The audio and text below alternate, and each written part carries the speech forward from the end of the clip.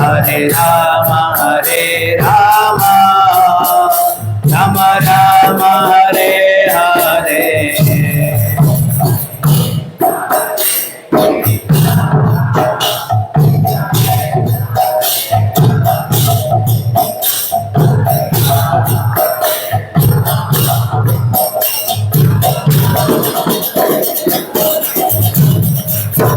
Hare Krishna Krishna Krishna Hare Hare, Hare Rama Ram Ram Hare Hare.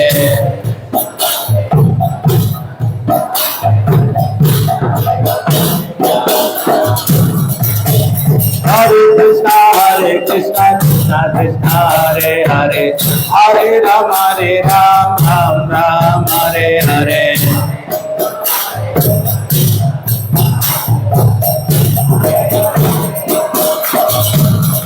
Jaya Radha Gopinatha Radha Gopinatha Radhe.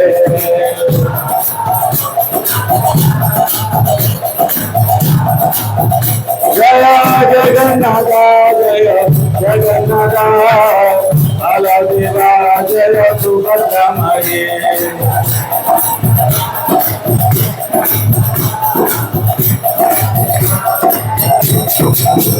Jaya Govinda Srinivasa Govinda Srinivasa Govinda.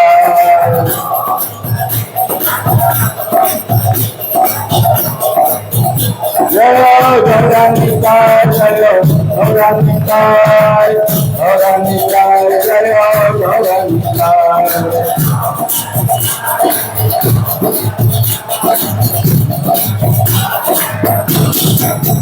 Jaya Jaya Prabhupada Prabhupada Prabhupada Prabhupada.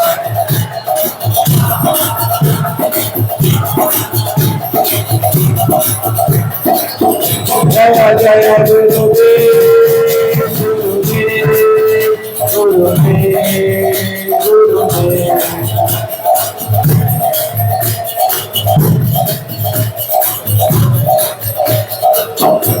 Jai Bol Hari Bol Hari Bol Hari Bol Hari Bol.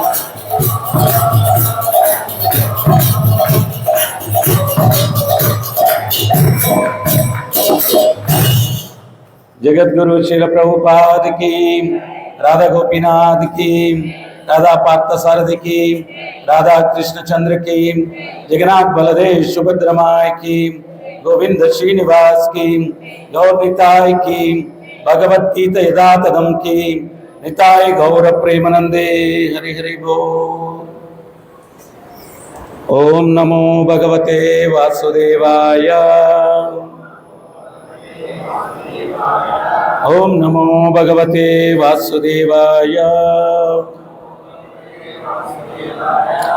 ओम नमो भगवते वासुदेवाय.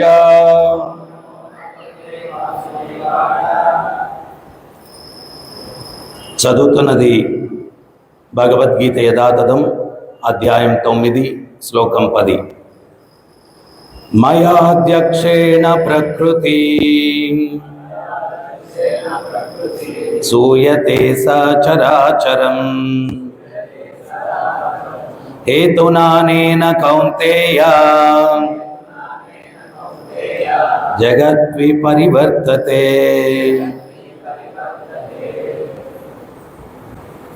బోర్డులో ఉందా? ఎవరైనా చెప్పగలరా?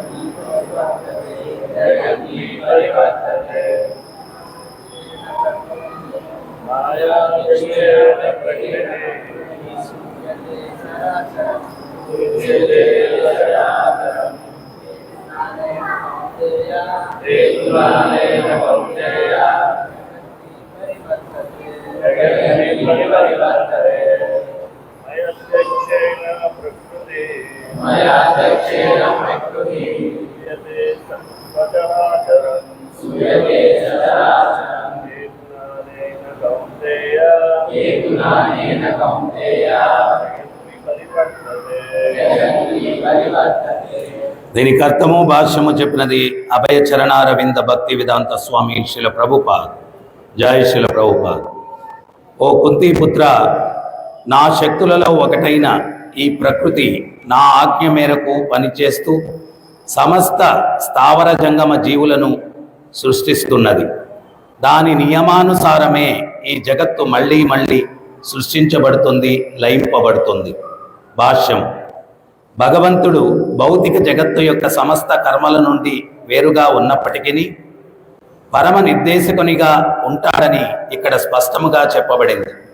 ఈ భౌతిక సృష్టికి పరమ సంకల్పము, నేపథ్యము భగవంతుడే అయి నిర్వాహకము మాత్రము ప్రకృతిచే జరుపబడుతుంది. వివిధ రూపాలలో జాతులలో ఉన్నట్టి సమస్త జీవులకు నేనే తండ్రిని అని శ్రీకృష్ణుడు కూడా భగవద్గీతలో అన్నాడు. సంతానము కొరకు తండ్రి తల్లి గర్భములో బీజ ప్రదానము చేస్తాడు. అదేవిధంగా భగవానుడు కేవలము తన చూపు ద్వారా సమస్త జీవులను ప్రకృతి గర్భములో నిలుపుతాడు. అప్పుడు తమ పూర్వ కోరికలు, కర్మల ప్రకారము వారు వివిధ రూపాలలో, జాతులలో బయటకు వస్తారు. ఈ జీవులందరూ దేవదేవుని చూపు ద్వారానే జన్మించినప్పటికీ తమ పాత కర్మలు, కోరికలను అనుసరించే వివిధ దేహములను స్వీకరిస్తారు. అట్టే భగవంతుడు ఈ భౌతిక సృష్టితో ప్రత్యక్షంగా అనురక్తుడై లేడు. అతడు కేవలము ప్రకృతిపై చూపును నిలుపుతాడు. ఆ విధముగా ప్రకృతి క్షుభితమై సమస్తము వెంటనే సృష్టించబడుతుంది. భగవానుడు ప్రకృతిపై దృష్టిని సారించే కారణంగా అతని పక్షాన నిస్సందేహముగా కార్యం జరుగుతుంది. అయినా భౌతిక జగత్తు సృష్టితో అతనికి ప్రత్యక్షంగా ఎటువంటి సంబంధము లేదు. స్మృతిలో ఈ ఉదాహరణము దీనికి ఇవ్వబడినది. ఎవడేని వ్యక్తి ముందు ఒక సుగంధ పుష్పము ఉన్నప్పుడు అతని గ్రాణశక్తి సుగంధాన్ని తాకుతుంది. అయినా గ్రాణశక్తి, పుష్పము ఒకదాని నుండి ఒకటి విడివడే ఉంటాయి. భౌతిక జగత్తుకు భగవంతునికి ఇటువంటి సంబంధమే ఉంటుంది. నిజానికి ఈ భౌతిక జగత్తుతో అతనికి ఎటువంటి సంబంధము లేదు. కానీ తన చూపుచే అతడు దానిని సృష్టించి నియమిస్తాడు. సారాంశం ఏమిటంటే, దేవాదిదేవుని అధ్యక్షత లేనిదే ప్రకృతి ఏదీ చేయలేదు. అయినా భగవంతుడు సమస్త భౌతిక కలాపాలకు నుండి విడివడి ఉంటాడు. ఓం అజ్ఞానతిమిరం దస్య జ్ఞానాంజనశలాకయా చక్షురున్మిలితం యేన తస్మై శ్రీ గురవే నమః. నమః విష్ణుపాదాయ కృష్ణప్రేష్ఠాయ భూతలే శ్రీమతే జయపతాక స్వామినితి నామినే. నమః విష్ణుపాదాయ కృష్ణప్రేష్ఠాయ భూతలే శ్రీమతే భక్తివేదాంత స్వామినితి నామినే. నమస్తే సారస్వతి దేవం గౌరవాణి ప్రచారిణే నిర్విశేష శూన్యవాది పశ్చాత్యదేశధారిణే. జయ శ్రీ కృష్ణ చైతన్య ప్రభు నిత్యానంద శ్రీ అద్వైత గదాధర శివాసది గౌరభక్త బృంద. హరే కృష్ణ కృష్ణ కృష్ణ హరే హరే, హరే రామ రామ రామ హరే హరే. మయాధ్యక్షేణ ప్రకృతి సూయతే సచ్చరాచరం హేతునానేన కౌంతేయ జగద్విపరివర్తతే. ఓ కుంతీపుత్ర, నా శక్తులలో ఒకటైన ఈ ప్రకృతి నా ఆజ్ఞ మేరకు పనిచేస్తూ సమస్త స్థావర జంగమ జీవులను సృష్టిస్తున్నది. దాని నియమానుసారమే ఈ జగత్తు మళ్ళీ మళ్ళీ సృష్టింపబడుతుంది, లయింపబడుతుంది. శిల ప్రభుపాదుల వారు ఒక ఉదాహరణ ఇస్తారు. చిన్నపిల్లవాడు ఎవరైనా ఉంటాడు, కారులో కిటికీలన్నీ కూడా వేసేసుకొని కారు వెళ్తూ ఉంటుంది. వాడు చూస్తాడు, ఆడికి లోపల డ్రైవర్ ఉన్నాడని తెలియదు. వాడంటాడు, ఓ ఇదేదో భలే నడిచి వచ్చేస్తూ ఉంది.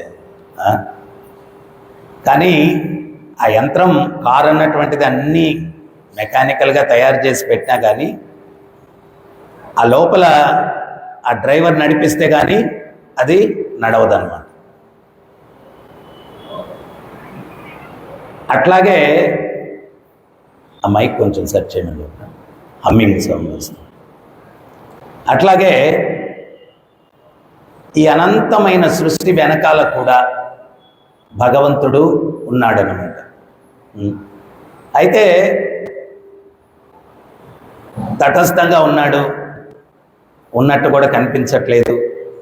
చాలామందికి ఇది అర్థం కాదనమాట.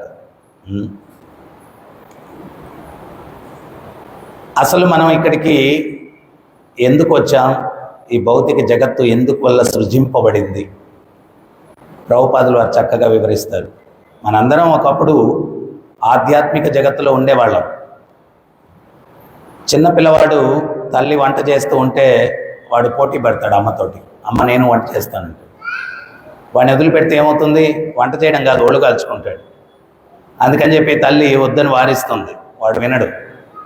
అప్పుడు తల్లి ఏం చేస్తుందంటే, ఇంకా వీడు మొండిగా ఉన్నాడని చెప్పి వాడికి వంట సామాగ్రి చిన్న బుడ్డీల సెట్ ఉంటుంది, ఇమిటేషన్, చిన్న స్టవ్, చిన్న పాత్రలు, అవన్నీ వాడికి ఇచ్చి వంట చేసుకోరా అంటారు. సో భగవంతుడు మనల్ని సృష్టిస్తే మనం హరే కృష్ణ కంప్లీట్ ఆపేస్తారు. ఆ బేస్ అనేది ఉంటుంది, దాన్ని తగ్గిస్తే ఆ హమ్మింగ్ సౌండ్. అప్పుడు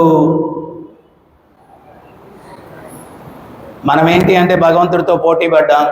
ఏమని అంటే, మీరేనా ఈ బ్రహ్మాండాలన్నీ నడిపించేది, నేను కూడా నడిపిస్తాము అని చెప్పి పోటీ పడ్డాం. మనమేం నడిపిస్తాం, మన బాడీలో ఏమేం పరివర్తన జరుగుతున్నాయో ఏదో ఏంటో మనకు కంట్రోల్ లేదు. అటువంటిది మనకు భగవంతుడికి వ్యత్యాసం ఏంటి అంటే, మనం అణు ఆత్మలం, ఆయన పరమాత్మ. అణు ఆత్మ. ప్రభుపాదులు వారు ఇంకో ఎగ్జాంపుల్ కూడా ఇస్తారు. సముద్రంలో నీటి బిందువు తీసుకుంటే ఆ సముద్రంలో ఉన్నటువంటి నీటికి ఉండేటువంటి లక్షణాలన్నీ ఆ నీటి బిందువుకు ఉంటాయి. కానీ మోతాదు పరంగా ఆ నీటి బిందువు చాలా చిన్నది, సముద్రం అనంతమైంది. సో మనలో ఉండే లక్షణాలు భగవంతుడిలో ఉన్నాయి, భగవంతుడిలో ఉండే లక్షణాలు మనలో ఉన్నాయి. అయితే మనకు లిమిటేషన్ ఉంది. ఆయన అపరిమేయుడు, అన్లిమిటెడ్. ఆయన శక్తి అనంతం. అందుకని ఆయన ఏమన్నారు, అనంతుడు అన్నారు. మనకు పరిమితులు ఉన్నాయి, ఆయనకు పరిమితులు లేవు. మనకు మనం చేసేదే తెలుసు, కానీ భగవంతుడికి అందరూ చేసేది తెలుసు, ప్రతి ఒక్కరూ చేసేది తెలుసు. ఎట్లా ఆయనకి తెలుస్తుంది? పరమాత్మ నెట్వర్క్. సెల్ ఫోన్ కంపెనీ వాడు ఎయిర్టెల్, ఒక కంపెనీనే ఉంటాయి, కొన్ని కోట్ల సిమ్లు ఉంటాయి. ఆ సిమ్లన్నీ కూడా వాడు మెయిన్ బ్రాంచి అక్కడికి కనెక్ట్ అయ్యి ఉంటాయి. వీడు ఎంత వాడాడు ఏంటి మొత్తం వాడికి బిల్ వచ్చేస్తుంది అనమాట. సో అట్లాగే పరమాత్మ ఏం చేశాడంటే, ఆయన యొక్క రూపాన్నే ఒక చిన్న పరమాత్మ రూపంలో మనందరి హృదయాల్లో కూర్చొని ఉన్నాడు. మనం చేసే ప్రతి పని కూడా ఆయన నోట్ చేస్తూ ఉంటాడు, ప్రతిదీ. దాన్ని బట్టి మనం మంచి చేస్తున్నామా, చెడు చేస్తున్నామా. సో కర్మలు ఉన్నాయి, పుణ్యకర్మ, పాపకర్మ. పాపం చేస్తే దానికి ఏమొస్తుంది? సన్మానం చేస్తారు కదా, అవునా కాదు? పాపం చేస్తే ఏం చేస్తారు? శిక్షిస్తారు. చాలా స్లోగా చెప్తా ఉన్నారు. కన్విక్షన్ లేదా శిక్షిస్తారని? నమ్మకం లేదా? నమ్ముతారు కదా శిక్షిస్తారని. పుణ్యం చేస్తే మంచి ఫలితం వస్తుంది, ఆనందం వస్తుంది. సో భగవంతుడితో మనం పోటీ పడ్డామా? భగవంతుడు ఏం చేశాడంటే, సరేనరా నాయన, తల్లి ఎట్లాగా వంట చేస్తానని పోటీ పడితే పిల్లోడికి వంట సామాగ్రి అంతా ఇచ్చేసి నువ్వు వంట చేసుకోరని వాడికి ఒక ముద్ద చపాతీ పిండి కూడా ఇచ్చేస్తుంది. వాడు దాన్ని రుద్దుతాడు. ఒక టైం కప్పలాగా, ఒక టైం బల్లిలాగా షేపులు చేసి వాడు వాటినంతా కాల్చేసి మనకు తినిపించడానికి వస్తాడు. నేను నాన్ వెజ్ మానేశాను రా బాబు అంటే, లేదు ఇది కప్ప కాదు చపాతీ అంటాడు. మోడల్ మాత్రం కప్పలాగే ఉంది. సో అట్లాగే మనం భగవంతుడితో ఈ సృష్టి నేను నడిపిస్తాను అని పోటీ పడేసరికి భగవంతుడు అన్నాడు, నీ వల్ల కాదురా బాబు అన్నాడు. మనం మొండికేసాం. ఆ తల్లి దగ్గర పిల్లవాడు ఎట్ట మొండికేస్తాడు, అట్టగా మొండికేస్తాం. భగవంతుడు ఏం చేశాడంటే, ఈ నమూనా ప్రపంచాన్ని ఒకదాన్ని సృష్టించి మనందరినీ ఇక్కడికి పంపించాడు. ఇక్కడ ఏంటి అంటే, మరి అందరం ఇంతమంది చేరాం కదా, ఆయనని ఏం కోరుకున్నాం మనం? మీ ఆధిపత్యం నా మీద ఉండకూడదు, నాకు స్వతంత్రత ఉండాలి, నాకు ఫ్రీడమ్ ఉండాలి. చాలామందికి ఒక్క పాయింట్ అర్థం కాదు. భగవంతుడు ఎందుకండి మనల్ని సృష్టించాడు, అన్నీ చేశాడు, మనల్ని ఫ్రీగా ఎందుకు వదిలేశాడండి? అక్కడ అగ్రిమెంట్ అదేనండి, అక్కడ అగ్రిమెంట్ అదే. ఏంటంటే నాకు ఫ్రీడమ్ ఉండాలా, నా మీద మీ ప్రమేయం ఏమి ఉండకూడదు, నేను ప్రభువులాగా ఉండాలా, నేనే కంట్రోలర్ లాగా ఉండాలా. సో భగవంతుడు సరేనని చెప్పి ఆ అగ్రిమెంట్ తోటి మనల్ని ఇక్కడ పంపించాడు. పంపించేసి ఏం చేశాడంటే, నేను ఇంటర్ఫీర్ అవను, నిన్ను ఫ్రీగా వదిలేస్తాను, నువ్వు పుణ్యం చేస్తే మంచి ఫలితాలు పొందుతూ సుఖంగా ఉంటావు, పాపం చేస్తే శిక్షణ అనుభవిస్తావు. పుణ్యము వద్దు, పాపం వద్దు, ఇంకా చాలు ఇక్కడ నేను ప్రయత్నం చేసింది, నిన్ను సేవించుకుంటాను అని చెప్పి నాకు శరణాగతి పొంది భక్తి చేస్తే నీకు మోక్షం ఇచ్చి మళ్ళా నా దగ్గరికి పిలుచుకుంటాను. సో ఈ 3 కర్మలు, కర్మ, వికర్మ, అకర్మ. కర్మ అనేది శాస్త్రానికి అనుగుణంగా ఉండేది, వికర్మ అనేది శాస్త్రానికి విరుద్ధంగా ఉండేది, అకర్మ అనేటువంటిది పుణ్యం కాదు, పాపం కాదు, భగవంతుడిని సేవించి మోక్షాన్ని పొందేదానికి ప్రయత్నం చేసేది. ఈ 3ని మనకి ఇచ్చాడన్నమాట. మనం వచ్చిన దగ్గర నుంచి నేను హీరో కావాలా, నేను హీరో కావాలా. అందుకనే చూడండి, ఒక్కడు మనకన్నా కొంచెం బాగున్నాడంటే తట్టుకోలేం. అసూయ. అది ఎవరి పట్ల అసూయ? భగవంతుడి పట్ల అసూయ, భగవంతుడి పట్ల అసూయ. ఈ అసూయ స్థాయి ఎట్లుంటుంది అంటే, అశ్వత్థామ ఉన్నాడు కదా, ద్రోణాచార్యుడి కుమారుడు, కృష్ణుడి దగ్గరికి వచ్చాడంట. వచ్చి కృష్ణ కృష్ణ నీ సుదర్శన చక్రం నాకి అన్నాడు. అంటే కృష్ణుడు అన్నాడంట, దేనికి సుదర్శన చక్రం అడుగుతున్నావు అన్నాడంట. మీ మీదే ప్రయోగించడానికి అన్నాడంట. మీ మీదే ప్రయోగించడానికి అన్నాడు. సో ఈ జీవుడికి అసూయ ఇక్కడ మనందరి పట్ల చూపిస్తాం, అది ఇక్కడిది కాదు, భగవంతుడి దగ్గర నుంచి వచ్చింది. అది భగవంతుడి మీద ఉండేటువంటి అసూయ. మనం ఆ అసూయని మార్చుకొని సర్వజీవుల పట్ల ప్రేమను ఎప్పుడైతే పెంపొందించుకుంటామో అప్పుడు ఆధ్యాత్మిక జగత్తులో ప్రేమతత్వం, అసూయ ఉండదు. సో అక్కడికి వెళ్ళేదానికి అర్హతని మనం సంపాదిస్తాం. ఆ యొక్క అసూయారహితమైన చైతన్యాన్ని పెంపొందించుకునేదానికే భక్తి మనం చెయ్యాలా. భక్తి అందుకోసం. లేదు ఇక్కడ నాకు చాలా బాగుంది, నేను ఇక్కడే ఉంటాను, ఓకే ఉండు, ప్రయత్నం చేయి. ఏంది ఇక్కడ బాగుండేది? మనం అనుభవించే సుఖం ఎంత దుఃఖంతో పోలిస్తే మనం అనుభవించే సుఖం ఎంత? ఇక్కడ మనం అనుభవించే సుఖాన్ని మాయా సుఖం అన్నారు. మాయా సుఖం. ఒకడు అడవిలో పోయాడంట. అడవిలోకి పోయి అడవిని వర్ణిస్తూ ఉన్నాడు. పచ్చిక బయళ్ళు భలే ఉన్నాయి, పక్షుల కిలకిల రావాలు అద్భుతంగా ఉన్నాయి, సెలయేర్లు చక్కగా పారుతూ ఉన్నాయి. ఇట్లా వర్ణించుకుంటూ పోతున్నాడంట. ఉన్నట్టుండి వాడి మీద ఒక పులి దూకింది. వాడు భయంతో పరిగెట్టుకుంటూ ప్రాణాలు కాపాడుకునేదానికి పోయి పరిగిస్తున్నాడు. అక్కడ ఒక వేటగాడు ఏం చేశాడంటే, జంతువుల్ని పట్టడానికి ఒక గొయ్యి దోవేశాడు. వాడు ఆ గొయ్యిలో పడిపోబోతూ ఆ గొయ్యి పైన ఉన్నటువంటి ఒక మర్రి చెట్టు ఊడలు ఎగిరి దాన్ని పట్టుకున్నాడు. వాడు చూస్తే ఆ గొయ్యిలో ఏమున్నాయంటే బుసలు కొట్టే పాములు ఉన్నాయి, ఇటుపక్క పులి ఉంది, ఇంకో పక్క తోడేళ్ళు ఉన్నాయి. వాడు పరిగెత్తి వచ్చి ఎగిరి పట్టుకున్నాడు కదా ఆ ఊడని. ఆ పట్టు జారిపోతుంది. పైకి ఎక్కాలనే ప్రయత్నం చేస్తూ కాళ్ళు పైకెత్తి ఆ ఊడల మధ్యలో కాళ్ళు చిక్కుకున్నాయి. చేతుల పట్టు జారిపోయింది. తల క్రిందులుగా ఊగులాడుతున్నాడు.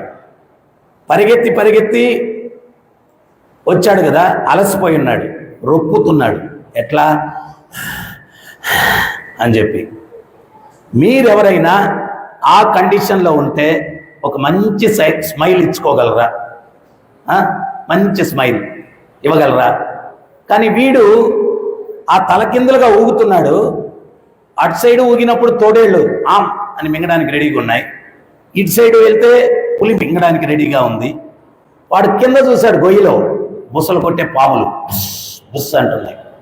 ఆ కండిషన్లో వాడు ఉన్నట్టుండి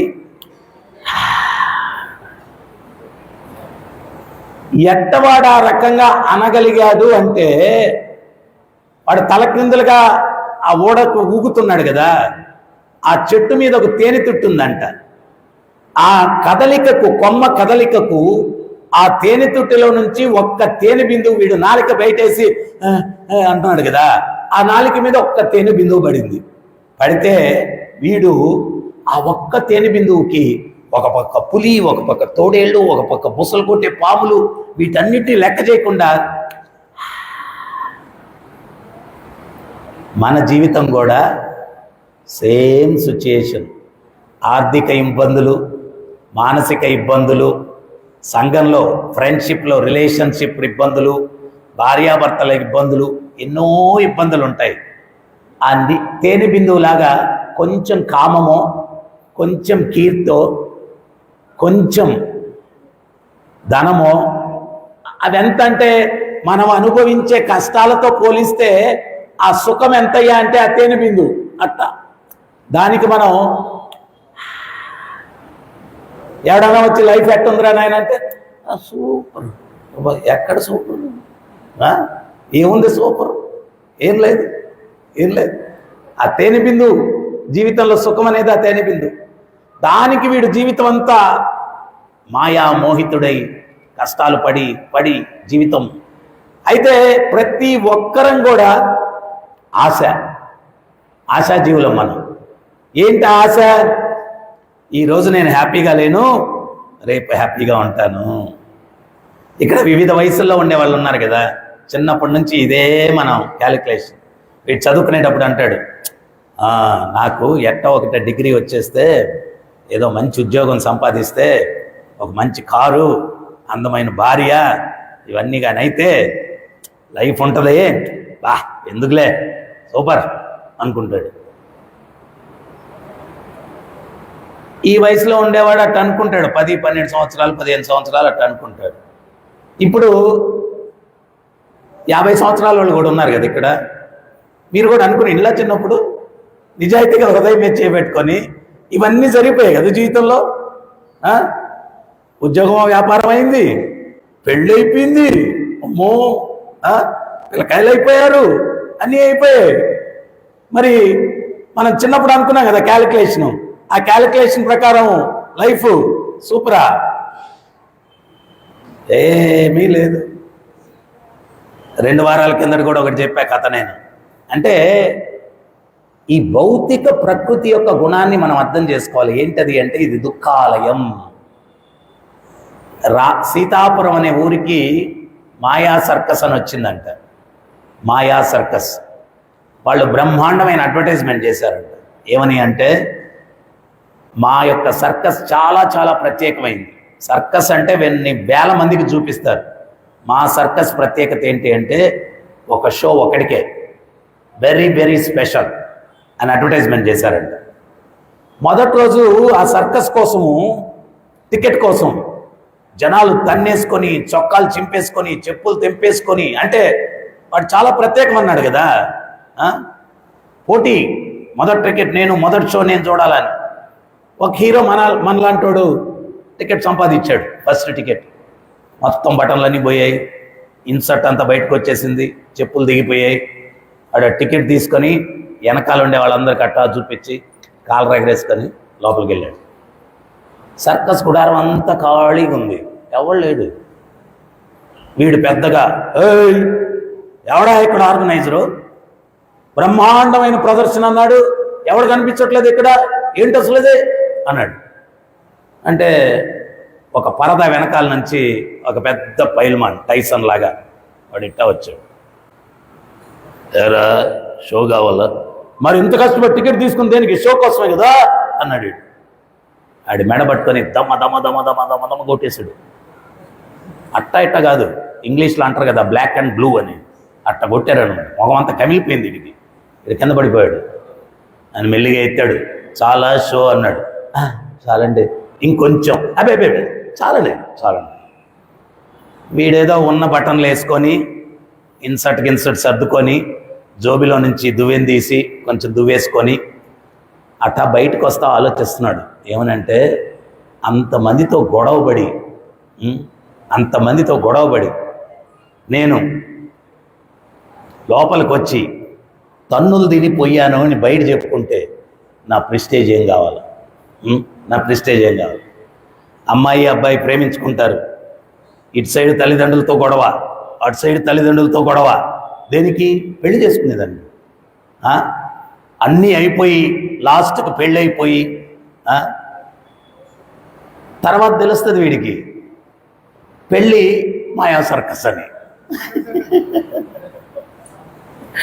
నన్ను ఉపన్యాసం తర్వాత ఒకటి అడిగాడు, గురువుగారు పెళ్ళి ఎందుకని అంత గ్రాండ్గా చేస్తారు? జీవితంలో లాస్ట్ గ్రాండ్ రోజు రా నాయన, అది తర్వాత ఇంకా గ్రాండ్నెస్ ఉండదు పెళ్ళి. జీవితంలో లాస్ట్ గ్రాండ్ రోజు అది. ఎవరన్నా జంతువుల్ని బలిచ్చేటప్పుడు చూశారు మీరు? దానికి చక్కగా మంగళ స్నానం చేయించి మెళ్ళ ఒక మాలేసి డమ్ములు డప్పులు అది అనుకుంటుంది, ఈరోజు నేను హీరో అనుకుంటుంది. అది లాస్ట్కి బలిపీఠం దగ్గరికి తీసుకెళ్ళి అయిపోయింది. సో వీడు బయటకు వచ్చాడు. బయటకు వస్తే ప్రెస్ వాళ్ళు అందరు రెడీగా ఉన్నారంట. ఏమని? సర్కస్ మొట్టమొదటి చూసింది నువ్వే, ఎట్టుంది షో అన్నాడు. వీడికి ఏం చెప్పాలి అర్థం కాదు. వీడేమన్నాడు తెలుసా? మాటలు లేదండి, అంతా చేతలేనండి అని చెప్పి వెళ్ళిపోయాడు. మాటలు లేదండి, అంతా చేతలేనండి అంటే మనందరం కూడా అర్థం చేసుకోవాల్సినటువంటి సత్యం ఏంటి అంటే, ఇది దుఃఖాలయం అశాశ్వతం. భగవద్గీతలో భగవంతుడు చెప్తున్నాడు. మనం చేసిన తప్పిదానికి పనిష్మెంట్ కోసం ఇక్కడికి వచ్చాం. పనిష్మెంట్ కోసం వచ్చి ఎవడన్నా జైల్లో పనిష్మెంట్కి వెళ్ళి నేను జైల్లో సెటిల్ అయిపోతానండి అంటే, నేను సెటిల్ అయిపోతానండి జైల్లో అంటే వాడిని ఏమంటారు? మూర్ఖుడు అంటారు. తెలివైనోడేంటి? ఆ జైల్లో నుంచి బయటపడడానికి ప్రయత్నం చేయాలా? ఇది భౌతిక జగత్తును దుర్గా అన్నారు. దుర్గా అంటే జైలు. ఇక్కడ దుఃఖాలే ఉంటాయి. భగవద్గీతలో భగవంతుడు చెప్తున్నాడు, మనందరం కూడా ఏంటి అంటే పట్టువదలని విక్రమార్కుల్లాగా ఆనందం కోసం ప్రయత్నం చేస్తూ ఉన్నాం. కానీ భగవంతుడు ఏమంటున్నాడు? ఆ బ్రహ్మాభూనాంలోకో పునరావర్తినో అర్జున మాముపేద్యంతు కౌంతేయ పునర్జన్మన విద్యతి. బ్రహ్మలోకం నుంచి పాతాళలోకం దాకా ఎక్కడికి వెళ్ళినా పునర్జన్మ ఉంది. మాముపేద్యంతు కౌంతేయ పునర్జన్మన విద్య. నా లోకానికి ఎవడైతే వస్తాడో పునర్జన్మ లేదు. ఎక్కడైతే జన్మ ఉంటుందో, ఎక్కడైతే మృత్యు ఉంటుందో, ఎక్కడైతే ముసల్తనం ఉంటుందో, ఎక్కడైతే వ్యాధి ఉంటుందో అక్కడ సుఖం ఉండదు, దుఃఖము. అది దుఃఖాలయం. ఇది అర్థం చేసుకోవాలి. మనం భగవద్గీత ఇవన్నీ చదవము, ఐడియా లేదు. అందుకని దుఃఖాలు వస్తుంటే గుడికి వచ్చి ప్రార్థనలు చేసేసి ప్రత్యేక పూజలు చేసేసి నేను సుఖంగా ఉండాలా, రకరకాల ప్రయత్నాలు. అరే నాయన, మరుగుదొడ్డిలో మల్లెపూ వాసన రాదు, అక్కడ వచ్చే వాసన వేరే. దుఃఖాలయంలో ఆనందం రాదు. దీని నుంచి బయటపడితేనే నీకు ఆనందం వస్తుంది. ఇది అర్థం చేసుకోవాలా? మళ్ళా రెండోవాడు వెళ్ళాడు సర్కస్కి. మొదటోడు అయిపోయింది కదా, రెండోవాడు వెళ్ళాడు. అందరూ పెళ్ళిళ్ళు చేసుకుంటారు, అందరూ అది చేస్తారు, ఇది చేస్తారు, అందరూ బాధలు పడతాడు. కొత్తోడు ఏమైనా ఆగుతాడా? వీడి హోప్ వీడిది, ఎవడి హోప్ వాడిది. వీడు బయలుదేరాడు, రెండోవాడు వెళ్ళాడు. వాడు కూడా అందరినీ టికెట్ తిరిగానే అందరికి చూపించి నేను రెండోవాడిని టికెట్ సంపాదించాను లోపలికి వెళ్ళాడు. వెళ్తే మళ్ళీ సేమ్ పైల్మాన్ వచ్చాడు. ఎరా షో కావాలా అన్నాడు. మరి అందుకే కదా వచ్చింది అన్నాడు. మెడపట్టుకున్నాడు, పడిపోయాడు. మళ్ళా లేచాడు. చాలండి బయటకు వచ్చాడు. బయటకు వస్తే మొదటోడు బ్రహ్మాండంగా ఉందంటట్టుగా వెళ్ళిపోయాడు కదా. నేను తన్నులు తిని వచ్చానంటే ఏం బాగుంటుంది. ప్రెస్ వాళ్ళు వచ్చారు, నువ్వు రెండో వాడి కదా, ఎట్టుంది షో అన్నాడు. వాడేమన్నాడు తెలుసా? ఒకరు చెప్తే కాదండి, ఎవరికి వాళ్ళు అనుభవించాలండి. ఒకరు చెప్తే తెలియదండి, ఎవరికి కూడా అనుభవించాలండి అంట వెళ్ళిపోయాడు. రెండోవాడు ఊరంతా వెళ్ళింది, దెబ్బలు తిన్నారు, ఒక్కడు కూడా నోరు పిగల్చల అసలు విషయం లోపల ఏం జరిగింది అని. మనం కూడా జీవితంలో మాయా సర్కసే. ఒక్కడు నోరెత్తడు, లైఫ్ ఎట్టుందిరా అంటే సూపర్గా ఉందన్నా, సూపర్గా ఉంది, అబ్బో ఎక్సలెంట్, అమ్మా లైఫ్ అద్భుతం అండి, ఒక్కడు చెప్పడు లైఫ్ ఏంటి అని. కానీ ఇక్కడ దుఃఖాలయం భగవంతుడు క్లియర్గా చెప్తున్నాడు. ఆ బ్రహ్మాభూనాంలోకో పునరావర్తినో అర్జున మాముపేద్యంతు కౌంతేయ పునర్జన్మన విద్యతి. బ్రహ్మలోకం నుంచి పాతాళలోకం దాకా ఎక్కడికి వెళ్ళినా పునర్జన్మ ఉంది. మాముపేద్యంతు కౌంతేయ, నా లోకానికి ఎవరైతే వస్తాడో పునర్జన్మన విద్యతి. దానికోసం మనం ప్రయత్నం చేయాలి. సో ఇక్కడ ప్రతిదీ భగవంతుని పర్యవేక్షణలోనే జరుగుతున్నా భగవంతుడు తటస్థంగా ఉంటాడు. ఎక్కడైనా తిరణాలా అక్కడ జరుగుతూ ఉంటుంది.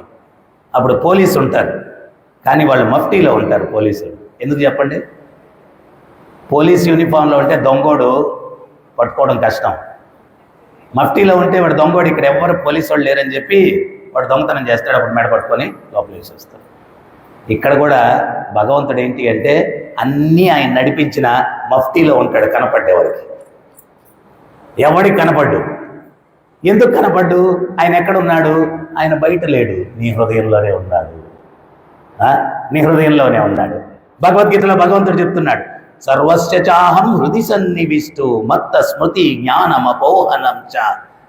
ఎక్కడ నేనున్నాను? హృది సన్నివిష్టు, నీ హృదయంలోనే కూర్చొని ఉన్నా. ముండకోపనిషత్, శైతోశ్వరోపనిషత్ చెప్తుంది, శరీరం అనే చెట్టు మీద 2 పక్షులు కూర్చొని ఉన్నాయి. ఒకటి జీవాత్మ, ఒకటి పరమాత్మ. జీవాత్మ మంచి చెడు ఫలాలు తింటూ ఉంది.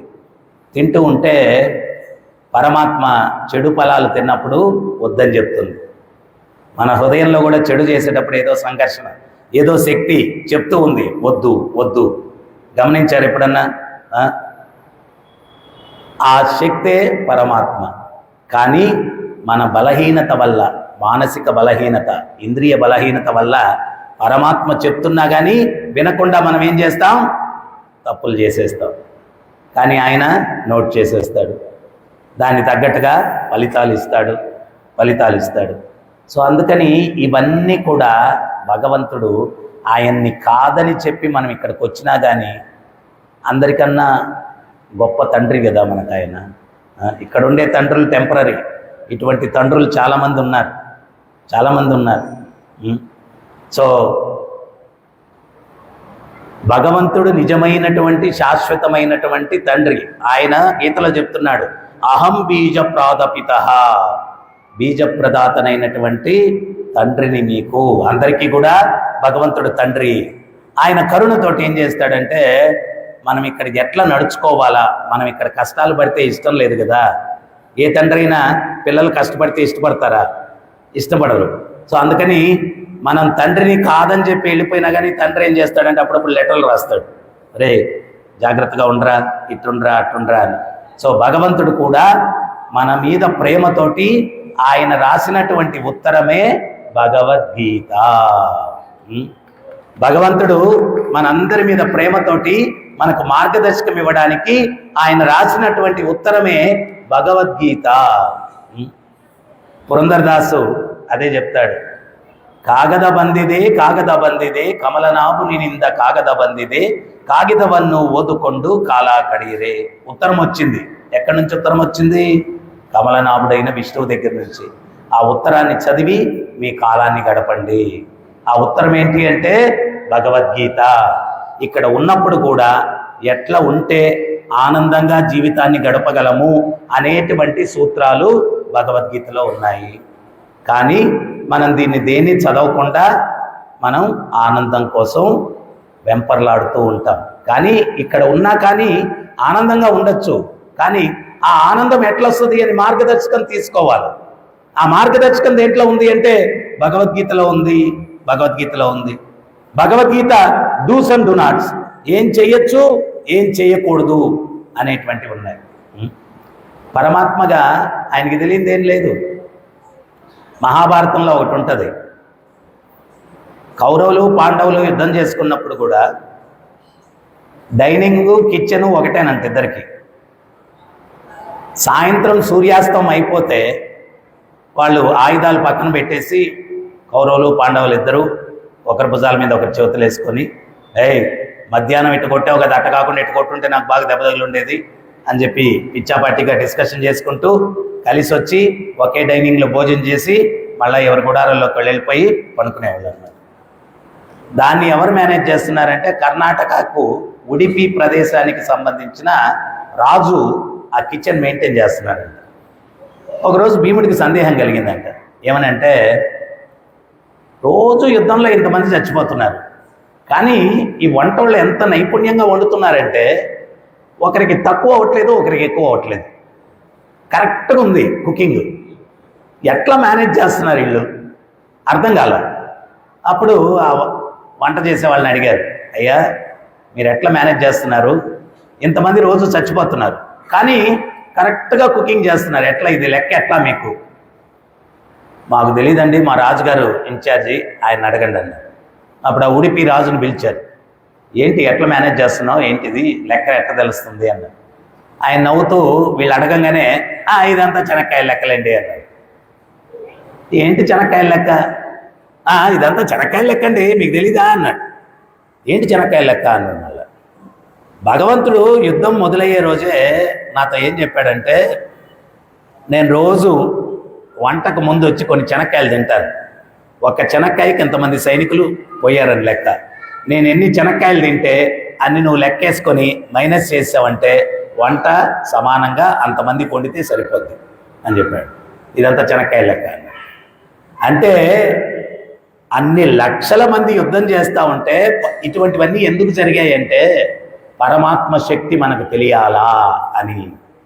ఆ పరమాత్మ కృష్ణుడి యొక్క శక్తి మనకు తెలియాలా అని ఇవన్నీ చరిత్రలో జరిగాయి. ఇప్పుడు మనకెట తెలుస్తుంది తెలియదు కదా, కానీ పరమాత్మకి అన్ని లక్షల మంది ఏ మూలలో ఎవడు పోతున్నాడు ఏంటి పర్ఫెక్ట్ లెక్క అన్నీ తెలుసు. అది ఒక మచ్చుకి, కురుక్షేత్ర సంగ్రామంలో ఒక మచ్చుకి. ఈ ప్రపంచంలో ఈ బ్రహ్మాండంలోనే కాదు, అఖిలాండ కోటి బ్రహ్మాండాల్లో ఏ జీవుడు ఏం చేస్తున్నాడు ఏంటి ఇవన్నీ కూడా తెలిసిన వాడే భగవంతుడు, పరమాత్మ. అందుకనే భగవంతుణ్ణి సామాన్యులతో పోల్చకూడదు. ఈ రోజుల్లో చాలామంది భగవాన్ అని వేషాలు ఎత్తేస్తారు. ఒక ఆయన వెళ్ళాడంట, భగవాన్ నాకు మీరన్నీ కోరికలు తీరుస్తారని తెలిసింది, ఎంత డబ్బైనా పర్వాలేదు, నాకు కోరిక ఉంది తీర్చండి అన్నాడంట. అప్పుడు చెప్పు భక్త ఏంటి నీ కోరిక అన్నాడంట. నా నెత్తిన జుట్టు రాలిపోతా ఉంది, మీరు కొంచెం దానికి ఏదన్నా ఉపాయం చేసి అన్నాడంట. అసలు ఆ భగవాన్ నెత్తిన లేవంటే జుట్టు, ఆయన నెత్తిన రాలేదే, ఆయన కంట్రోల్ లేదు, ఇంక ఈ ప్రపంచాన్ని ఏమి వాళ్ళు నడిపిస్తారు. అంటే కలియుగంలో దురదృష్టం ఏంటి అంటే ఆధ్యాత్మికంగా జీరో నాలెడ్జ్ అనమాట. అందుకని కైతవ ధర్మం పేరుతో విపరీతమైన మోసాలు జరుగుతున్నాయి. పరమాత్మ అంటే ఎంత శక్తివంతుడు, కురుక్షేత్రంలో ఎంతమంది చేస్తున్నారు ఎంతమంది బతికారు కాదు, ఈ అఖిలాండ కోటి బ్రహ్మాండాల్లో చీమేం చేస్తుంది, దోమేం చేస్తుంది, లేకపోతే మనం ఏం చేస్తున్నాము, ప్రతిదీ తెలిసిన వాడు పరమాత్మ. ఒక రూమ్లో 10 మంది మీటింగ్లో ఉంటారు, కానీ అక్కడ కొన్ని వందల దోమలు ఉన్నాయి. ఆ డెంగ్యూ అనేది ప్రసాదించేటువంటి దోమ ఎవడి కర్మ ప్రకారం వాడికి డెంగ్యూ రావాలో ఆ 10 మందిలో కరెక్ట్గా వాడినే పుడుతుంది. అది పరమాత్మ. ఆ దోమ హృదయంలో ఉన్నటువంటి పరమాత్మ 10 మంది చుట్టూ తిరుగుద్ది. లాస్ట్లో ఆ దోమకి గైడెన్స్ ఇస్తాడు, వీడు కాదు వీడు కాదు వీడు కాదు వీడు కాదు వీడు కుట్టు ఇంజక్షన్ అయిపోయింది. వీడికి ఉదయానికి డెంగ్యూ వచ్చింది. ఇది పరమాత్మ నెట్వర్క్. పరమాత్మకి అంత తెలుసు, వాడు చేసుకున్న కర్మను బట్టి 10 మందిలో ఎవడు. అందుకనే ఆచార్యులు ఏం చెప్తారంటే 1000 గోవులు ఉన్నా కానీ గోశాలలో ఆ 1000 దూడలుంటే ఆ 1000 దూడల్ని వదిలిపెడితే ఏ తల్లి దగ్గరికి ఆ దూడే వెళ్తుంది అనమాట, మిస్ మ్యాచ్ అవ్వదు. ఆడ 1000 ఉన్నాయి, వేరే అమ్మ దగ్గరికి ఇంకో దూడ వెళ్ళిపోదు, దాని అమ్మ దగ్గరికే వెళ్తుంది ఆ దూడ, అన్ని గోవులు ఉన్నా కానీ. అది చెప్పి ఆచార్యులు ఏం చెప్తారంటే ఎవడు కర్మ చేసుకున్నాడో వాడి దగ్గరికే వెళ్తుంది ఆ కర్మ.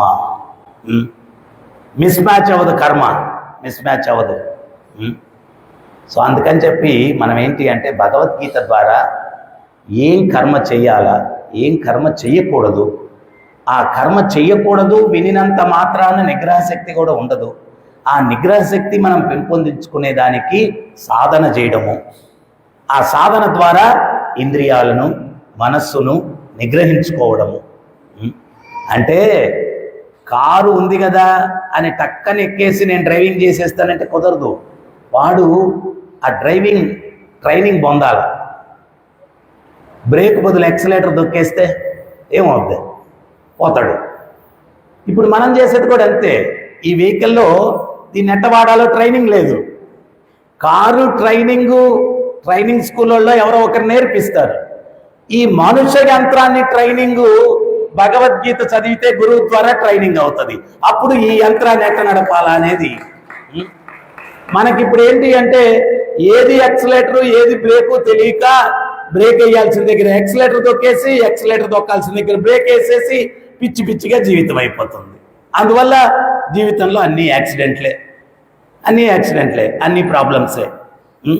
సో అందుకని భగవద్గీత ఏం చేస్తుంది అంటే ఈ యంత్రాన్ని ఎట్లా నడపాలా అనేటువంటి మార్గదర్శకం. ఇంతకు ముందు రోజుల్లో గురువులు ఉండేవాళ్ళు, భగవద్గీత శిక్షణ ఉండేది, గుడికి వెళ్తే ఈ జ్ఞానాన్ని బోధించేవాళ్ళు, ఎట్ట జీవితాన్ని గడపాలా అనేది ఉపన్యాసాల ద్వారా భగవద్గీత చదవడం ద్వారా నేర్చుకునేవాళ్ళు. వీటన్నిటి ద్వారా వాళ్ళ జీవితం సక్రమంగా ఉండేటువంటిది. ఇప్పుడు ఏం లేదు, ఎవడి మనసు ఎట్టబడితే అట్ట. ప్రభుపాద ఒక ఎగ్జాంపుల్ ఇస్తారు. మనం కారు నడిపిస్తున్నాం, డ్రైవర్ కంట్రోల్లో స్టీరింగ్ ఉండాలనా, స్టీరింగ్ కంట్రోల్లో డ్రైవర్ ఉండాలనా? స్టీరింగ్ ఎటు తిరిగితే అట్లా డ్రైవర్ తిరగాల. అది ఇటు తిరిగింది అనుకో ఇటు తిరిగిపోవాలి, ఇటు తిరిగితే ఇటు తిరిగి, అవునా? కాదు కదా. మరి ఆ స్టీరింగ్ని ఏమన్నారంటే, ఆ స్టీరింగ్ని ఏమన్నారు? మనసు అన్నారు. ఆ మనసుని నడిపించేవాడు కంట్రోల్లో పెట్టాలి. ఆ నడిపించేది ఏంటి అంటే బుద్ధి. ఆ బుద్ధి ఎక్కడి నుంచి వస్తుంది? ఇక్కడ వింటే, ఈ జ్ఞానం వింటే ఆ బుద్ధి బలమవుతుంది. చాణక్యుడు చెప్పాడు, ఏమన్నాడు?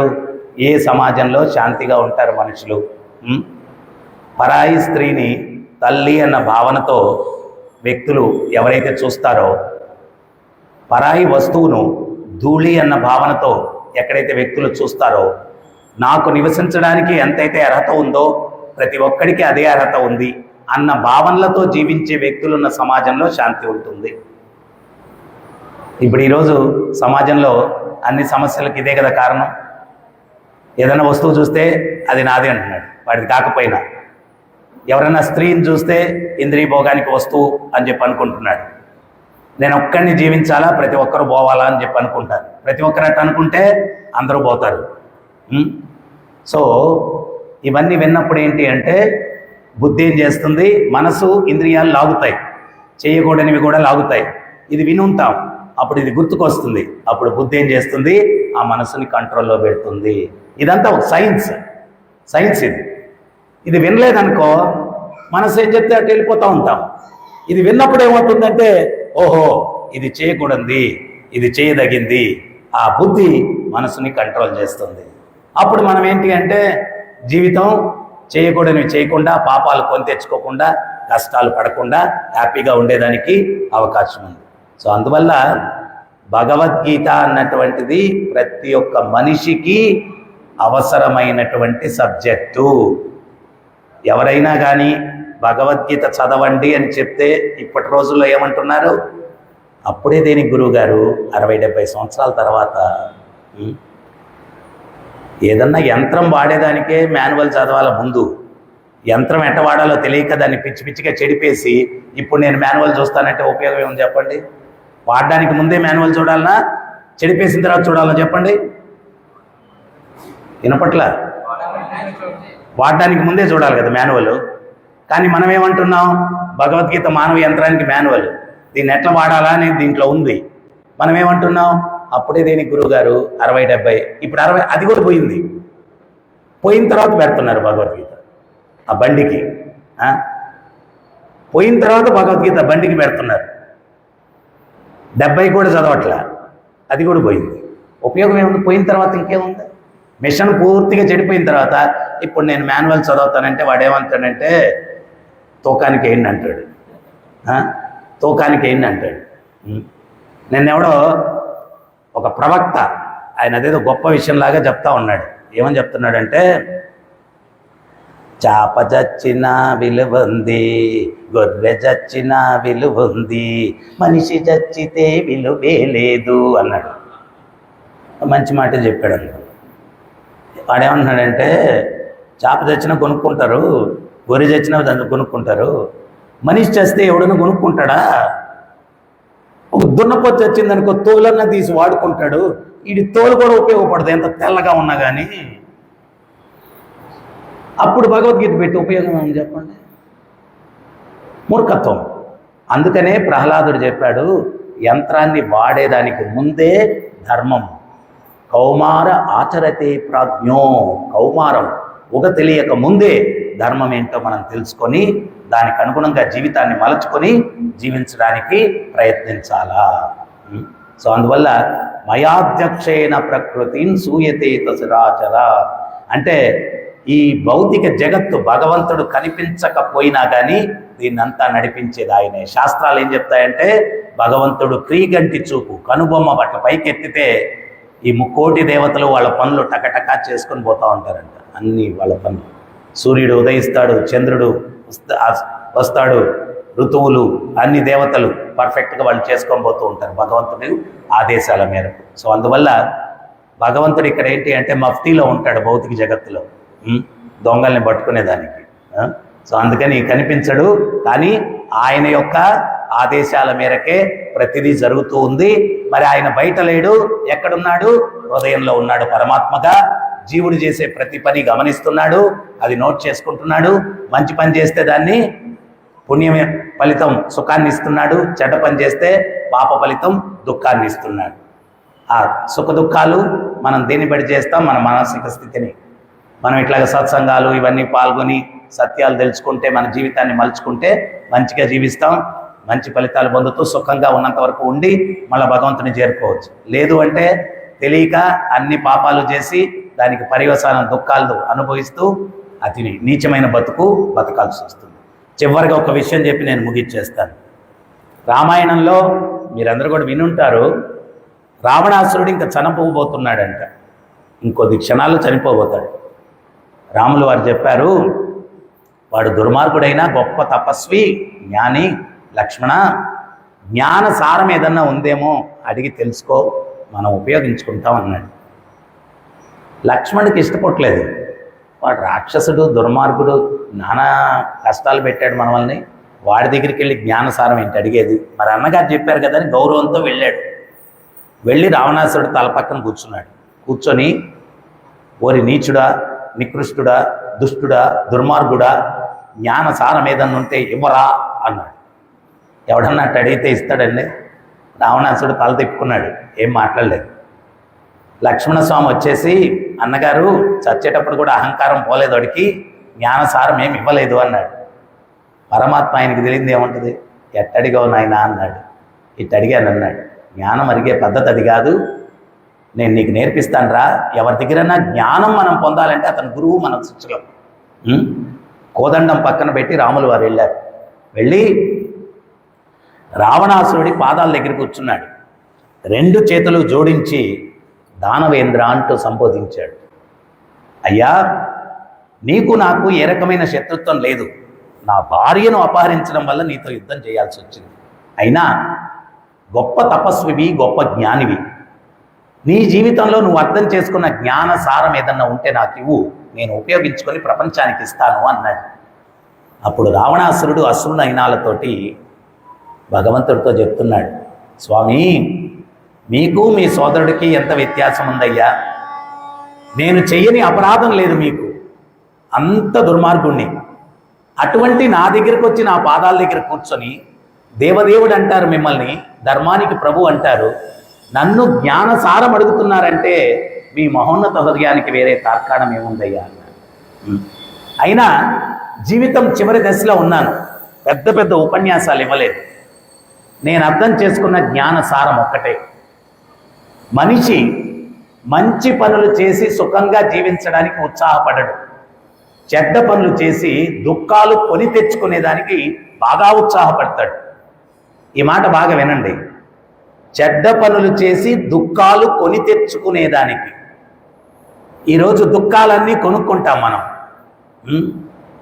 మద్యం కొనుక్కొని తాగుతాడు, క్యాన్సర్ వస్తుంది. కొన్నాడు కదా దుఃఖం. మాంసం కొనుక్కొని తింటాడు, క్యాన్సర్ వస్తుంది. దుఃఖాన్ని కొన్నాడా? జోదం ఆడతాడు, ఆస్తి పోగొట్టుకుంటాడు. దుఃఖాన్ని కొన్నాడా? రావణాసురుడు అన్నది ఎంత సైన్స్ అది! దుఃఖాన్ని కొని తెచ్చుకుంటాడు, దుఃఖాన్ని కొని తెచ్చుకుంటాడు. సుఖంగా జీవించడానికి, మంచి పనులు చేయడానికి ఉత్సాహపడ్డా. నేను అర్థం చేసుకున్న జ్ఞాన సారం ఇదే. దయచేసి ప్రపంచానికి చెప్పండి, సీతను అపహరించడానికి నేను పడ్డటువంటి ఉత్సాహం ఆమెను తిరిగి ఇవ్వడానికి నేను పడలేదు. దాని పర్యవసానం నాకు, నా వంశానికి, నా పరివారానికి ఎటువంటి దుస్థితి. అందరూ చచ్చారు, అందరూ చచ్చారు. నీచమైన చావు. ప్రపంచానికి చెప్పండి, మంచి పనులు చేయడానికి ఉత్సాహపడమని చెప్పండి, చెడ్డ పనులు చేయడానికి ఉత్సాహపడద్దని చెప్పండి. ఇదే నేను అర్థం చేసుకున్న జ్ఞాన సారం. ఇదే నేను అర్థం చేసుకున్న జ్ఞాన సారం. ఈరోజు మనం బీటెక్లు, ఎంటెక్లు, ఎంబీబీఎస్లు, ఏదేదో డబల్ డిగ్రీలు, త్రిబుల్ డిగ్రీలు, సింపుల్ నాలెడ్జ్ మనకు అర్థం కావట్లేదు. ప్రభుత్వ నియమాలు ఉన్నాయి, వాటిని ఉల్లంఘిస్తే ప్రభుత్వం శిక్షిస్తుంది. ప్రకృతి నియమాలు ఉన్నాయి, ఆ ప్రకృతి నియమాలకు విరుద్ధంగా నడుచుకుంటే ప్రకృతి శిక్షిస్తుంది. Ignorant of law is no excuse. నాకు చట్టం తెలియదండి, అందువల్ల హత్య చేశాను, సన్మానం చేయండి అంటే ఎవ్వరు ఒప్పుకోరు. సామాన్య సమాజంలో చట్టం తెలుసుకొని జీవనాన్ని గడపాలా, ప్రకృతిలో జీవించేటప్పుడు ప్రకృతి చట్టాలు తెలుసుకొని జీవనాన్ని గడపాలి. సామాన్య చట్టాలు, సమాజ చట్టాలు అవి గవర్నమెంట్ తెలిపిస్తుంది, ప్రకృతి చట్టాలు భగవద్గీత తెలియపరుస్తుంది అన్నమాట. డూస్ అండ్ నాట్స్, ఏం చేయొచ్చు ఏం చేయకూడదు భగవద్గీత తెలియపరుస్తుంది. మనం ఎంత మనకు డిగ్రీలు ఏమున్నా కానీ ప్రకృతి నియమాలకు విరుద్ధంగా పోతే కష్టాలు అనుభవించాలా. మీకు ఇంకొక చిన్న ఎగ్జాంపుల్ ఇస్తాను. 2000 సంవత్సరంలో నేను హైదరాబాద్ ఇస్కాన్ మందిరానికి అధ్యక్షుడిగా ఉండేవాడిని. అక్కడ చెర్లపల్లి ప్రిజన్ అని ఉంది, దాంట్లో సత్సంగం చెప్పని చెప్పి నన్ను పిలిచారు. అక్కడ సూపర్నెంట్, జైలు సూపర్నెంట్. మొదటి రోజు వెళ్ళాను. అక్కడ ఉన్నటువంటి క్రిమినల్స్ అందరు కూడా నన్ను చూసి కూడా మీసాలు ఇట్టనేవాళ్ళు, గడ్డం ఇట్టనేవాళ్ళు, రకరకాల హావభావాలు. ఏదో భగవంతుడికి సేవ చేయాలని వచ్చామని చెప్పి అవన్నీ పట్టించుకోకుండా పోయి కొంచెంసేపు భజన చేశాం. ఆ రోజు కర్మ సిద్ధాంతం గురించి నేను మాట్లాడితే దగ్గర ప్రవచనం అయిపోయిన తర్వాత ఒక 400 మంది ఖైదీలు స్టేజ్ చుట్టూ అట్ట మూగిపోయి, గురువుగారు మీరు చెప్పిన మాటలు మేము తప్పు చేసేదానికి ఒక 5 నిమిషాల ముందు మాకు ఎవడన్నా చెప్పుంటే మా జీవితాలు ఇట్లా ఎండ్ అయితే కాదు అని చెప్పి అన్నారు. ఒకడిని అడిగాను, నీ బ్యాక్గ్రౌండ్ ఏంటి అన్నాడు. అతను అన్నాడు, మీ ఇస్కాన్ టెంపుల్ ప్రెసిడెంట్ బెంగళూరులో ఉన్నాడు కదా, మధు పండిట్ దాస్ అని, ఆయన నేను ఎంటెక్ బాంబేలో క్లాస్మేట్స్ మీ అన్నాడు. ఇంకొకడు ఎంబీబీఎస్ చదివాను అన్నాడు, ఇంకొకడు ఫిల్మ్ ప్రొడ్యూసర్ అన్నాడు, ఇంకొకడు కాంట్రాక్టర్ అన్నాడు. రకరకాల బ్యాక్గ్రౌండ్స్. వాళ్ళెవ్వరూ వాళ్ళ జీవితంలో చదువుకునేటప్పుడు చిన్నప్పుడు మన జీవితాలు ఇట్లా ఎండ్ అవుతాయి అని చెప్పి అనుకోలే. కానీ వాళ్ళ జీవితానికి ఒక మార్గదర్శకం అన్నటువంటిది లేని దానివల్ల పిచ్చిగా జీవితాలు గడిపేసి వాళ్ళ జీవితాల్ని దుర్భరం చేసుకున్నారు. అదే వాళ్ళ జీవితాల్లో వాళ్ళ తల్లిదండ్రులు ఈ భగవద్గీత జ్ఞానాన్ని చిన్నప్పటి నుంచి తెలియపరుచుంటే వాళ్ళ జీవితాలు బంగారుగా ఉండేటివి. మా నాన్నగారిని చూశాను. ఆయన చాలా ప్రిన్సిపల్డ్ వ్యక్తి. ఆయన ఒక పెద్ద గెజిటెడ్ ఆఫీసర్గా ఉన్నా కానీ ఎన్నో అవార్డులు వచ్చాయి, కానీ ఏ రోజు ఆయన ₹1 ఎవరి దగ్గర తీసుకున్నది చూడలేదు నేను. ఎంత సిన్సియర్గా పనిచేశారు. ఎన్నో అవార్డులు వచ్చాయి. సో వాళ్ళందరూ కూడా అప్పట్లో ఏంటి అంటే వాళ్ళ పెద్దల దగ్గర నుంచి ఈ జ్ఞానాన్ని తీసుకున్నారు. అందువల్ల వాళ్ళు నీతిగా బతికారు. వాళ్ళ జీవితం అంతా కూడా హ్యాపీగా గడిచిపోయిందని. ఈరోజు మన పిల్లలకు కూడా వాళ్ళ భవిష్యత్తులో బాగుండాలంటే మనం ఈ జ్ఞానాన్ని ఇవ్వాలి. ఇది ఇవ్వకపోతే వాళ్ళ జీవితాలు దుర్భరం అయిపోతాయి. సమస్యలు వస్తున్నాయి, దానికి పరిష్కారం తెలియట్లేదు. ఒక సమస్యను సరి చేసుకునేదానికి ఇంకో కొత్త సమస్య తెచ్చుకుంటారు. కానీ అన్ని సమస్యలకు పరిష్కారం మనిషి ఎప్పుడైతే అర్థం చేసుకుంటాడో భగవద్గీతలో ఉంది అని, అప్పుడు ఈ సమాజం ఉద్ధరింపబడుతుంది. నేను 11 సంవత్సరాల క్రిందట భగవద్గీత మీద 2 రాష్ట్రాలు కలిసి ఉన్నప్పుడు భగవద్గీత మీద స్కూల్ పిల్లలకి, కాలేజ్ పిల్లలకి ఎగ్జామ్ కండక్ట్ చేశారు. 38,000 మంది స్టూడెంట్స్ పార్టిసిపేట్ చేశారు. నెల్లూరు జిల్లా, కడప జిల్లాకి ముస్లిం పిల్లలకి డిస్ట్రిక్ట్ ఫస్ట్ వచ్చింది. ఇక్కడ మన సుబ్రహ్మణ్య మైదానంలోనే ప్రైజ్ డిస్ట్రిబ్యూషన్ పెట్టాం. ఒక 10-15 వేల మంది భక్తులు ఉన్నారు, పబ్లిక్ ఉన్నారు. ఆ నెల్లూరు జిల్లా పిల్లవాడు డిస్ట్రిక్ట్ ఫస్ట్ వచ్చినాడు, మహమ్మదీయుడు. గురువుగారు నాకు 2 నిమిషాలు మాట్లాడేదానికి అవకాశం ఉంది అన్నాడు. మన వాళ్ళు ఆర్గనైజర్స్ అంతా ఆడు మహమ్మదీయుడు ఏం మాట్లాడతాడో ఏమో స్టేజ్ మీద పిలిస్తే అని కొంచెం ఆలోచించారు. ఆడు స్లిప్ నా దగ్గరికి పంపించాడు. నేను వేదిక మీదకి రమ్మన్నాను. ఆ పిల్లవాడు మైక్ తీసుకొని, మా పెద్దోళ్ళు భగవద్గీత మన మతానికి సంబంధించింది కాదు, చదవకూడదు అన్నారు. కానీ ఇస్కాన్ వాళ్ళు 1,08,000 రూపాయలు ప్రైజ్ మనీ పెట్టారు. చాలా టెంప్టేషన్ వచ్చింది, పార్టిసిపేట్ చేద్దామని భగవద్గీత తీసుకున్నాను. చదవడం మొదలుపెట్టిన తర్వాత మా పెద్దలు చెప్పింది తప్పు అని అర్థమైంది నాకు. భగవద్గీత మొదటి నుంచి చివరి వరకు వాళ్ళు ఏమన్నారు, ఇది మన మతానికి సంబంధించింది కాదు అన్నారు. కానీ భగవద్గీతలో మొదటి నుంచి చివరి వరకు మతం అనేటువంటి పదమే లేదు. నేను ఇది చదివిన తర్వాత నాకు ఒకటే అర్థమైంది, మనిషికి మార్గదర్శకం భగవద్గీత అని అర్థమైంది నాకు.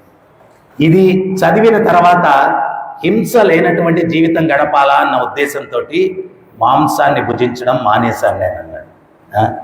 తర్వాత ఏమన్నాడంటే, నాకు ఒక చిన్న రిక్వెస్ట్ ఉంది, ఇంతమంది పబ్లిక్ ఉన్నారు ఇక్కడ, చర్చిలకు వెళ్ళే వాళ్ళు బైబిల్ తీసుకెళ్తారు, మసీదులకు వెళ్ళే వాళ్ళు ఖురాన్ తీసుకెళ్తారు, ఇన్ని హిందూ దేవాలయాలు ఉన్నాయి, ఒక్క హిందువు భగవద్గీత తీసుకుని గుడికి వెళ్ళడం నేను చూడలేదు, అది జరిగిన రోజు ప్రపంచమంతా శాంతిగా ఉంటుంది అని చెప్పి ఆ పిల్లవాడి స్టేజ్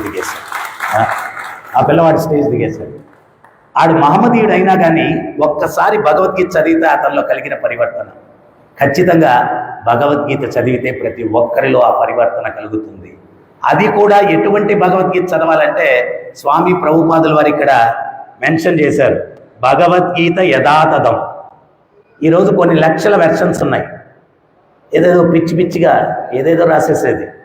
గురువు అనేవాడు ఎట్టుండాలంటే పోస్ట్ మ్యాన్ లాగా ఉండాలి. పోస్ట్ మ్యాన్ ఉత్తరంలో మెసేజ్ని మార్చడు, ఆ డెలివరీ తీసుకొచ్చి ఇస్తాడు. ఒకవేళ లెటర్లో పుత్రుడు పుట్టాడు అని ఉంది, ఒక్క పదం మారిస్తే పుత్రుడు పోయాడు అని వాళ్ళ ఆనందం మొదలు ఏడుస్తూ కూర్చుంటారు. సో గురువు అన్నవాడు ఇది ఎక్కడి నుంచి వచ్చింది అంటే భగవంతుడి దగ్గర నుంచి వచ్చింది. భగవంతుడు ఎవరు? సృష్టికర్త. ఏదన్నా యంత్రాన్ని తయారు చేసిన వాడే మాన్యువల్ ఇవ్వగలడు, మీరు నేను ఇవ్వలేము. ఈ సృష్టిని సృష్టించిన భగవంతుడు ఇచ్చినటువంటి మాన్యువల్ ఇది మనిషికి, మానవ యంత్రానికి. సో దీన్ని చేర్పులు మార్పులు చేయకూడదు. ఔషధాన్ని డైల్యూట్ చేస్తే ప్రభావం తగ్గిపోతుంది. సో అందువల్ల దీన్ని డైల్యూట్ చేయకూడదు. భగవంతుడు ఏ ఉద్దేశంతో మానవాళికి ఉద్ధరింపబడాలని ఇచ్చాడో అదే ఉద్దేశంతో ప్రజెంట్ చేయబడినటువంటి భగవద్గీత యథాతథం. కాబట్టి ప్రపంచమంతా ఇది సునామీ సృష్టిస్తుంది. అమెరికన్లను, ఆఫ్రికన్లను, రష్యన్లను, అన్ని దేశాల వాళ్ళని సనాతన ధర్మం పక్కకు లాగుతుందంటే ఈ భగవద్గీతలో సత్యం ఉంది, ధర్మం ఉంది, దీంట్లో మార్పు లేదు. భగవంతుడికి యథాతథంగా ఇచ్చింది స్వామి ప్రభుపాదులు వారు ప్రపంచానికి ఇచ్చారు కాబట్టి రిజల్ట్ ప్రొడ్యూస్ చేస్తుంది. అందుకని ఈ భగవద్గీతను చదవండి. ఎంత మనం నీతి ధర్మం గురించి విన్నా కానీ మనసును నిగ్రహించుకోకపోతే ఉపయోగం లేదు. ఇటువంటి ప్రవచనాలు విన్నప్పుడు మనం కూడా చాలా బాగుండాలా, పద్ధతిగా ఉండాలా. బయటకు వెళ్ళిపోయి ఒక సినిమా వాళ్ళు పోస్తారు చాలు, ఒక తోక వంకర మళ్ళీ చైతన్యం వంగిపోద్ది అనమాట. అట్లా వంగకుండా ఉండాలా అంటే ప్రతినిత్యం మన చైతన్యం పర్ఫెక్ట్గా పవిత్రంగా ఉండాలా అంటే రెగ్యులర్గా సాంగత్యం ఉండాలి. ఒక కట్టెలు కొట్టేవాడు ఒక యజమాని దగ్గర చేరాడంట. మొదటి రోజు 18 చెట్లు కొట్టేశాడంట. మనం కూడా భగవద్గీత తీసుకుని మొదటి రోజు 18 అధ్యాయాలు చదివేయచ్చు. రెండో రోజు 15 కొట్టాడంట, మూడో రోజు 12 కొట్టాడంట, నాలుగో రోజు 9 కొట్టాడంట. తగ్గిపోతా వస్తూ ఉంది. వాడు చాలా డిస్టర్బ్ అయిపోయాడు. యజమాని దగ్గరికి వెళ్ళి మొదటి రోజు పడ్డ కష్టమే పడ్డాను, కానీ రిజల్ట్ తగ్గిపోతూ ఉంది అని చెప్పి అన్నాడంట. అప్పుడు యజమాని చెప్పాడంట, ఒరే మొదటి రోజు పడ్డ కష్టమే పడ్డావు, కానీ గొడ్డలి పదును పెట్టుకోవడం మర్చిపోయావు, అందువల్ల రిజల్ట్ తగ్గిపోయింది అన్నాడంట. మనం కూడా ఇది రెగ్యులర్గా ఈ తత్వాన్ని ఇవ్వకపోతే మన చైతన్యం షార్ప్గా ఉండదు, మళ్ళీ మందగిచ్చేస్తుంది, మందగిచ్చేసి మళ్ళీ తప్పుడు మార్గాల్లోకి వెళ్ళిపోతుంది. అందుకని రోజు భగవద్గీత ఒక్క శ్లోకం అన్న చదవండి. మనసుని మనం నియంత్రించుకునేదానికి మంత్ర, మన్ అంటే మనసు, త్రా అంటే మనసులోని కల్ముషాలను తొలగించేది. ఇప్పుడు మనము సమాజంలో వెళ్తాం, రకరకాల వింటాం, రకరకాల చూస్తాం, అవన్నీ ఏం చేస్తాయి, బుర్రలో స్టోర్ అవుతాయి. మనం ఖాళీగా ఉన్నప్పుడు ideal mind is devils workshop. మనం ఏకాంతంగా ఉంటే దెయ్యాల కొంప అయిపోద్ది మనసు. అన్నీ ఏదైతే చూసామో విన్నామో అవన్నీ బుర్రలో ఉన్నాయి కదా, గీరుతాయి మనల్ని, గీరి మనల్ని తప్పు మార్గంలోకి ప్రేరేపిస్తాయి. ఏ రోజు మనసులో ఉన్న చెత్తను ఆ రోజు కనుక్కునే విధానాన్నే మంత్ర జపం అన్నారు. మన్ అంటే మనసు, త్రా అంటే మనసులోని కల్ముషాలను తొలగించేది. సో మనసులో కల్ముషాలు ఏ రోజుకి ఆ రోజు. బట్టలు మాసిపోతాయి, 10 రోజులు వేసుకున్నాం అనుకో గబ్బు కొడుతుంది, ఉతుక్కుంటే శుభ్రంగా ఉంటుంది. ఈ మనసు కూడా చెత్త అంతా వచ్చి నిండిపోద్ది. ఏ రోజు ఆ రోజు మనసును కడుక్కోవాలి. ఆ కడుక్కునే విధానమే మంత్ర జపం. సో కలియుగంలో ఏంటి అంటే ఒక్కొక్క యుగంలో ఒక్కొక్క యుగ ధర్మం.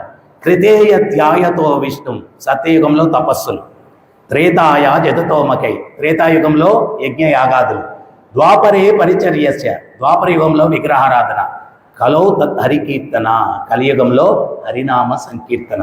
ఆ మనసుని పవిత్రంగా ఉంచుకునేదానికి, మోక్షాన్ని పొందడానికి మార్గం ఏంటి అంటే హరినామాన్ని జపించడం. హరే కృష్ణ హరే కృష్ణ కృష్ణ కృష్ణ హరే హరే, హరే రామ హరే రామ రామ రామ హరే హరే, హరే కృష్ణ హరే కృష్ణ కృష్ణ కృష్ణ హరే హరే, హరే రామ హరే రామ రామ రామ హరే హరే, హరే కృష్ణ హరే కృష్ణ కృష్ణ కృష్ణ హరే హరే, హరే రామ హరే రామ రామ రామ హరే హరే. స్వామి ప్రభుపాదులు వారు ఒక విషయం చెప్పారు. ఏం చెప్పారంటే,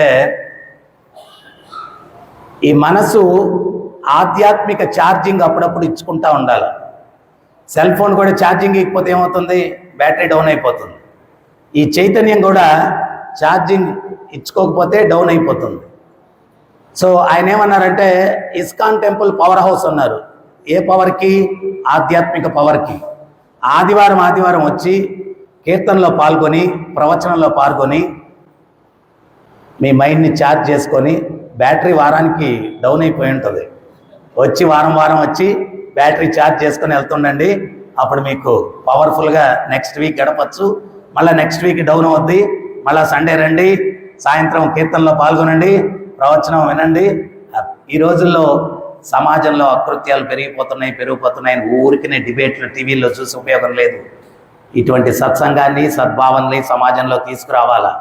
మనిషిలో మృగత్వాన్ని, రాక్షసత్వాన్ని పోగొట్టాలా. ఒక్కటి చెప్తాను చూడండి.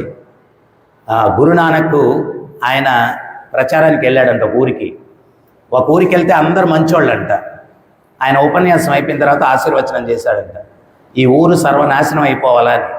ఆ ఊర్లో అందరు మంచోళ్ళు, కానీ ఈయన ఆశీర్వచనం ఏం చేశాడు ఆశీర్వచనం, ఈ ఊరు సర్వనాశనం అయిపోవాలని ఆశీర్వచనం చేశాడు. ఇంకో ఊరికి వెళ్ళాడు, అందరూ దుర్మార్గులే. ఆయన ఏం ఆశీర్వచనం చేశాడంటే, ఈ ఊరు బ్రహ్మాండంగా అభివృద్ధి చెందాలా అని ఆశీర్వచనం చేశాడు. వెనకాల ఉండే శిష్యులకి ఏమర్థం కాల, ఈ గురువుగారు ఆశీర్వచనాల ఆంతర్యం ఏంటి అని. వాళ్ళకి రాత్రి నిద్ర పట్టక గురువుగారిని లేపేశారు.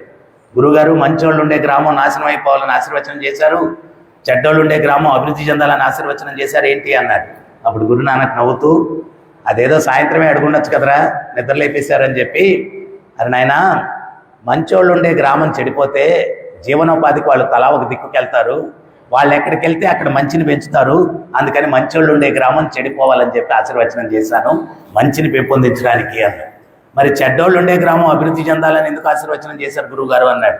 ఊరి నాయన, చెడ్డోళ్ళు ఉండే గ్రామం చెడిపోతే చెడ్డోళ్ళు కూడా తల ఒక దిక్కు వెళ్తారు, వాళ్ళు ఎక్కడికి వెళ్తే అక్కడ నాశనం చేసేస్తారు, వాళ్ళ నీడ కూడా వేరే గ్రామం మీద పడకుండా ఉండాలని చెడ్డోళ్ళు ఉండే గ్రామం అభివృద్ధి చెందంటే వాళ్ళు ఇంకా అక్కడే ఉంటారు చచ్చి, అందుకని చెప్పి అటువంటి ఆశీర్వచనం అక్కడ చేశాను అన్నాడు. సో ఈరోజు నీడ్ ఆఫ్ ద అవర్ ఏంటి అంటే సమాజంలో మంచిని పెంచే వ్యక్తులు కావాలా. అది ఎవరు చేయగలరు అంటే యువత చేయగలరు. యువత మంచి మార్గంలో నడిచి నలుగురికి మంచిని పంచితే సమాజంలో మార్పు వస్తుంది. స్వామి ప్రభుపాదుల వారికి వారి గురువు గారు 21 సంవత్సరాల వయసులో చెప్పారు, ఈ సనాతన ధర్మం దీంట్లో ఉన్న మంచిని ప్రపంచానికి పంచండి అని. ఆయన 21 సంవత్సరాల్లో గురువుగారు చెప్తే 70 సంవత్సరాల వరకు ప్రయత్నం చేస్తూ 70 సంవత్సరాల వయసులో ప్రపంచమంతా వెళ్ళి ఈ సనాతన ధర్మాన్ని ప్రచారం చేసి ప్రపంచమంతా కూడా సన్మార్గంలోకి వచ్చేటట్టుగా వ్యక్తుల్ని ప్రభుపాదుల వారు తయారు చేశారు. సో అందువల్ల యువత కానీ అందరూ కూడా ఈ యొక్క సనాతన ధర్మం ఇదేదో ఒక కులం మతం కాదు, వే ఆఫ్ లైఫ్. ఏ ధర్మాన్ని మనం అనుసరిస్తే సుఖంగా శాంతిగా ప్రతి ఒక్కరూ ఉండగలరు అని చెప్పేటువంటిది సనాతన ధర్మం. ఈ ఒక్క ధర్మం బతకాల. ఎందుకు అంటే ఈ ఒక్క ధర్మమే చెప్తుంది సర్వే జనా సుఖినో భవంతు. మిగిలిన ధర్మాలన్నీ చెప్తాయి మన ధర్మాన్ని కానీ ఆచరించకపోతే చంపేవాడిని, పొడిచేవాడిని, నరికేవాడిని అని చెప్తాయి. కానీ ఇదొక్క ధర్మమే చెప్తుంది సర్వే జనా సుఖినో భవంతు, అందరూ సుఖంగా ఉండాలా అని చెప్పే ధర్మం ఇది. కాబట్టి దీన్ని బతికించినప్పుడే సమాజం బతకగలదు. ఇది అర్థం చేసుకొని మీరందరూ కూడా ఈ ధర్మాన్ని అనుసరించడానికి ప్రయత్నించండి. ప్రతినిత్యం ఈ హరే కృష్ణ మంత్రాన్ని జపించండి, భగవద్గీత చదవండి, నలుగురికి చెప్పండి. ఈ యొక్క ధర్మాన్ని సమాజంలో పెంచడానికి ప్రయత్నం చేయండి. ఇప్పుడు స్వామివారికి ఊంజల సేవ ఉంటుంది. పురుషులందరూ ఈ పక్కన కూర్చోండి, స్త్రీలు ఆ పక్కన కూర్చొని ఆ ఊంజల సేవ చూసి మీరు ఇళ్ళకి వెళ్ళొచ్చు. హరే కృష్ణ. జగద్గురు శీల ప్రభుపాద్ కి, రాధా గోపీనాథ్ కి, రాధా పార్థసారథి కి, రాధా కృష్ణచంద్ర కి, జగన్నాథ్ బలదేవ్ సుభద్రమాయ్ కి, గోవింద శ్రీనివాస్ की, गौर निताय की, हरिनाम संकीर्तन की, निताय गौर प्रेमानंदे हरि हरि।